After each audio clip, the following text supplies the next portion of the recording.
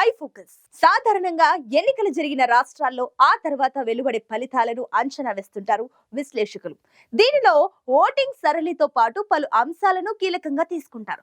వీటితో పాటు ఎన్నికల్లో నమోదైన పోలింగ్ శాతం కూడా ఒక అంశంగా మారుతుంది. రాజస్థాన్ అసెంబ్లీ ఎన్నికల్లో నమోదైన ఓటింగ్ దేనికి సంకేతం? గత ఎన్నికలతో పోలిస్తే ఓటింగ్ శాతంలో తేడా ఏ మేరకు ఉంది? రాజస్థాన్ ఓటర్ల ప్రభుత్వాన్ని మార్చనున్నారా, లేక గత ప్రభుత్వాన్నే మరోసారి కొనసాగించనున్నారా?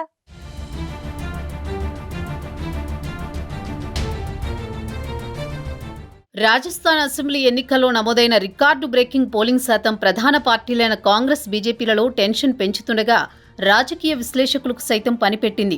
ఎన్నికల్లో ఫలితాలను అంచనా వేసే క్రమంలో పోలింగ్ శాతం కూడా ఒక అంశంగా మారుతుంది. గతం కంటే ఎక్కువగా పోలింగ్ శాతం నమోదైందంటే అది ప్రభుత్వ మార్పునకు సంకేతమని రాజకీయ విశ్లేషకులు చెబుతుంటారు. తక్కువ పోలింగ్ శాతం నమోదైతే ఓటర్లు పెద్దగా ఆసక్తి చూపలేదని, అంటే అప్పటి వరకు ఉన్న ప్రభుత్వమే కొనసాగే అవకాశం ఉంటుందని అంచనాలు వేస్తుంటారు. ఇప్పుడు రాజస్థాన్ అసెంబ్లీ ఎన్నికల్లో నమోదైన రికార్డు బ్రేకింగ్ పోలింగ్ శాతం రాజకీయ విశ్లేషకులకు పనిపెట్టింది.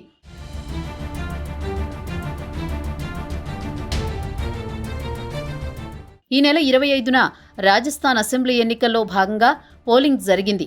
మొత్తం 200 అసెంబ్లీ స్థానాలున్న రాష్ట్రాల్లో ఒక నియోజకవర్గం మినహా మిగతా 199 నియోజకవర్గాలకు ఓటింగ్ జరగగా ఈసారి పోలింగ్ శాతం 74.96 అని కేంద్ర ఎన్నికల సంఘం తెలిపింది. అయితే తుది గణాంకాలు విడుదలయ్యేసరికి మరికాస్త పెరిగే అవకాశం ఉంది. 2018లో నమోదైన 74.72% కంటే స్వల్పంగా ఎక్కువ ఓట్లు పోలయ్యాయి. 2013లో నమోదైన 75%, 67%తో పోల్చితే ఈ సంఖ్య తక్కువే. మొత్తంగా ఈ ఏడాది నమోదైన పోలింగ్ శాతం తుది గణాంకాలు వచ్చేసరికి 2013 నాటి పోలింగ్ శాతాన్ని మించిపోతుందని అంచనా.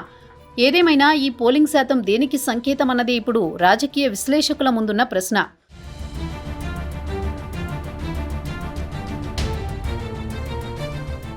రాజస్థాన్లో గత 3 దశాబ్దాల నుంచి అధికారం కాంగ్రెస్, బీజేపీల మధ్య ప్రతి 5 ఏళ్లకు మారుతూ వస్తోంది. ఎప్పుడైతే గతం కంటే ఎక్కువ పోలింగ్ నమోదవుతుందో అప్పుడు బీజేపీ గెలిచింది. గతం కంటే తక్కువ పోలింగ్ శాతం నమోదైతే అప్పుడు కాంగ్రెస్ గెలిచింది. 1998 నుంచి ఓసారి గణాంకాలను పరిశీలిస్తే 1998 ఎన్నికల్లో 63 నుంచి 39% పోలింగ్ నమోదవగా అప్పుడు కాంగ్రెస్ పార్టీ అధికారంలోకి వచ్చింది. 2003లో పోలింగ్ శాతం పెరిగి 67.18% చేరుకుంది. ఈ ఎన్నికల్లో బీజేపీ విజయం సాధించింది. 2008కి వచ్చేసరికి పోలింగ్ శాతం కాస్త తగ్గి 66.25 నమోదైంది. ఈ ఎన్నికల్లో కాంగ్రెస్ గెలుపొందింది. 2013లో ఏకంగా 75.67% ఓటింగ్ నమోదవగా బీజేపీ బంపర్ మెజారిటీతో విజయం సాధించింది. 2018లో అది స్వల్పంగా తగ్గి 74.72 నమోదవగా ఈ ఎన్నికల్లో ప్రభుత్వాన్ని ఏర్పాటు చేసే పూర్తి మెజారిటీ కాంగ్రెస్ సాధించలేకపోయినా బీఎస్పీ, స్వతంత్రుల మద్దతుతో కాంగ్రెస్ ప్రభుత్వాన్ని ఏర్పాటు చేసింది. ఇప్పుడు నమోదైన ఓటింగ్ శాతం 2018 నాటి ఓటింగ్ శాతాన్ని దాటింది. అంటే ఈ ఆనవాయితీ కొనసాగితే ఈసారి బీజేపీ గెలిచే అవకాశాలు ఉన్నాయని రాజకీయ విశ్లేషకులు అభిప్రాయపడుతున్నారు. ఎందుకంటే ఇప్పటి వరకు కొనసాగుతూ వచ్చిన ట్రెండ్ 3 నుంచి 4% ఓటింగ్ పెరిగిన ప్రతిసారి బీజేపీ గెలవగా 1% పోలింగ్ తగ్గినా కాంగ్రెస్ గెలుస్తూ వచ్చింది.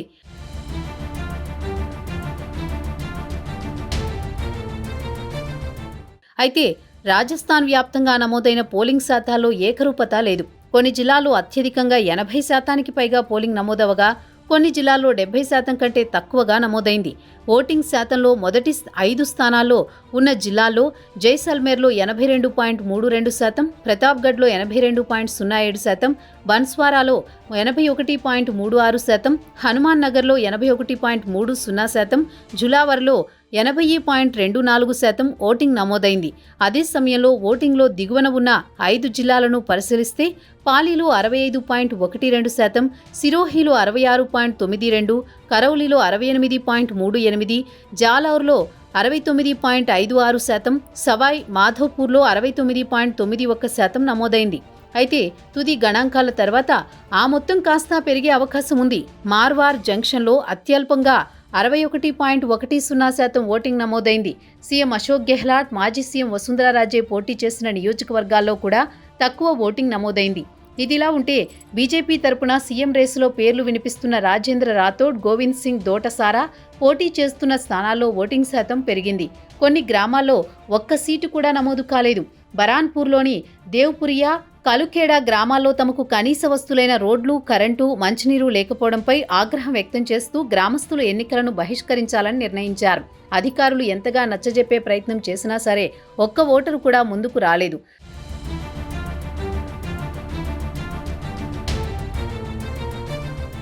రాజస్థాన్లో ఈసారి ఎన్నికల్లో ఓ ప్రత్యేక పరిస్థితి ఏర్పడింది. ఎన్నికల ప్రచారంలో ప్రస్తుతం అధికారంలో ఉన్న ముఖ్యమంత్రి, మాజీ ముఖ్యమంత్రి పోటీ పడడం సాధారణంగా జరిగేదే. గత కొన్ని దశాబ్దాలుగా అశోక్ గెహ్లాట్, వసుంధరా రాజే మధ్య ఇదే జరుగుతూ వచ్చింది. కానీ ఈసారి బీజేపీ జాతీయ నాయకత్వం మాజీ సీఎం వసుంధరా రాజేను ముఖ్యమంత్రి అభ్యర్థిగా ఎక్కడా ప్రకటించలేదు. పైపెచ్చు ఆమె పేరును ముందే ప్రకటిస్తే ఆమెపై ఉన్న వ్యతిరేకత తమకు చేటు చేస్తుందని కూడా భయపడినట్లు తెలుస్తోంది. అదే సమయంలో సీఎం రేసులో ఇంకా చాలా మంది నేతలు ఉన్నారన్న సంకేతాలు కూడా ఇచ్చింది. ఇక ప్రచార పర్వంలో అశోక్ గెహ్లాట్ను ఢీకొట్టే బాధ్యతను ప్రధానమంత్రి నరేంద్ర మోదీ భుజానికెత్తుకున్నారు. దీంతో ఎన్నికల ప్రచారం కాస్త సీఎం వర్సెస్ మాజీ సీఎం అవ్వాల్సిన చోట సీఎం వర్సెస్ పీఎంగా మారింది.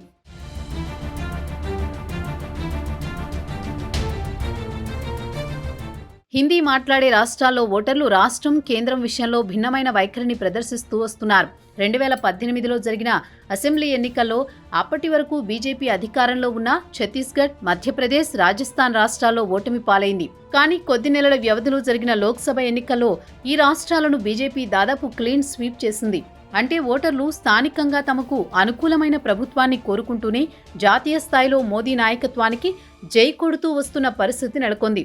ఎన్నికల తుది ఫలితాలు వెల్లడయ్యేందుకు మరో వారం రోజుల సమయం ఉన్నప్పటికీ ఈలోగా పోలింగ్ శాతాన్ని బేరీజు వేసుకుంటూ రాజకీయ విశ్లేషణలు జరుగుతున్నాయి. ప్రతి 5 ఏళ్లకు ఒకసారి ప్రభుత్వాన్ని మార్చే ఆనవాయితీని మార్చి మరోసారి అధికారం చేజిక్కించుకోవడం కోసం కాంగ్రెస్ 7 హామీలతో పాటు ప్రజాకర్షక మేనిఫెస్టోను నమ్ముకోగా మార్పు ఆనవాయితీ, పెరిగిన ఓటింగ్ శాతం తమకు కలిసొస్తాయని బీజేపీ భావిస్తోంది.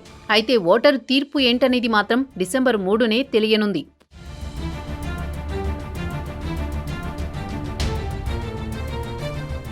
ఎన్నికల్లో ఫలితాలను అంచనా వేసే క్రమంలో పోలింగ్ శాతం కూడా ఒక అంశంగా మారుతుంది. గత ఎన్నికల కంటే ఎక్కువ పోలింగ్ శాతం నమోదైందంటే అది ప్రభుత్వ మార్పునకు సంకేతమని, తక్కువ పోలింగ్ శాతం నమోదైతే ఓటర్లు పెద్దగా ఆసక్తి చూపలేదని, అంటే అప్పటి వరకు ఉన్న ప్రభుత్వమే కొనసాగే అవకాశం ఉంటుందని రాజకీయ విశ్లేషకులు అంచనాలు వేస్తుంటారు. ఐ ఫోకస్ లో ఇప్పుడు ఒక షార్ట్ బ్రేక్ తీసుకుందాం.